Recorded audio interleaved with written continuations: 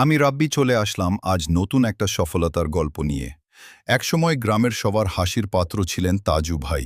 সহজ সরল, অশিক্ষিত, এই ছিল তার পরিচয়। মানুষ বলতো এতে কি হবে, কেউ তাকে গুরুত্ব দিত না। কিন্তু তাজু ভাই থেমে থাকেননি। তিনি নিজের মতো করে গ্রামের সমস্যা তুলে ধরতে শুরু করেন।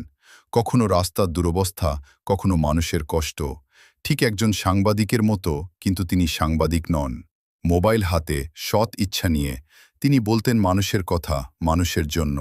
ধীরে ধীরে সেই ভিডিও ছড়িয়ে পড়ে ফেসবুকে। মানুষ বুঝতে শুরু করে এই মানুষটা আলাদা। আর আজ সেই তাজু ভাই ভাইরাল।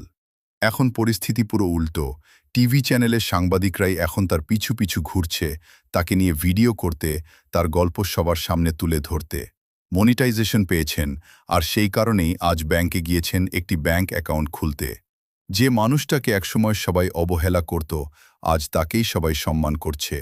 তাজু ভাই প্রমাণ করে দিয়েছেন, শিক্ষা না থাকলেও যদি ইচ্ছা আর সততা থাকে, তাহলে সফলতা একদিন আসবেই।